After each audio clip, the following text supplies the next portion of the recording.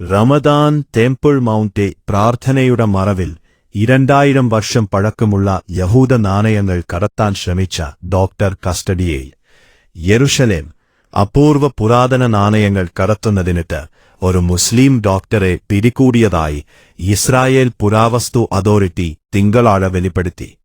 ഇറാനുമായുള്ള യുദ്ധം ആരംഭിക്കുന്നതിനോ ഒരാഴ്ച മുമ്പ് റമദാൻ ആദ്യ വെള്ളിയാഴ്ച ഹിസ്മ ചെക്ക് പോയിന്റിൽ ബോർഡർ പോലീസ് ഉദ്യോഗസ്ഥരും കസ്റ്റംസ് ഇൻസ്പെക്ടർമാരും നടത്തിയ ഒരു പലസ്തീൻ അറബ് വാഹന പരിശോധനയിൽ പുരാതന ഹീബ്രു ലിപിയിലുള്ള ലിഖിതങ്ങൾ അടങ്ങിയതും രണ്ടാം യെരുശലേം ദൈവാലയ കാലഘട്ടത്തിലെ യഹൂദ സ്ഥലങ്ങളിൽ നിന്ന് കൊള്ളയടിച്ചതായും സംശയിക്കുന്നതുമായ ഡസൻ അണക്കിനു നാണയങ്ങൾ പിടിച്ചെടുത്തു.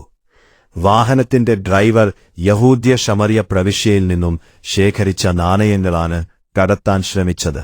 പിടിച്ചെടുത്ത നാണയങ്ങളിൽ രണ്ടാം ദൈവാലയ കാലഘട്ടത്തിലും റോമാക്കാർക്കെതിരായ കാലഘട്ടത്തിലും ദേശം ഭരിച്ചിരുന്ന യഹൂദ്യ ഭരണാധികാരികളാണ് നാണയങ്ങൾ നിർമ്മിച്ചത്.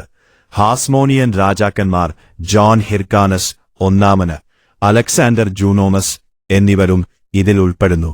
മെറ്റൽ ഡിറ്റക്ടർ ഉപയോഗിച്ച് നടത്തിയ പുരാവസ്തു കൊള്ളയടിക്കലുകളാണെന്ന് സംശയിക്കുന്നതായി പുരാവസ്തു വകുപ്പിന്റെ ചുമതലയുള്ള ഇൻസ്പെക്ടർ ഇലൻ ഹമാദ് പറഞ്ഞു.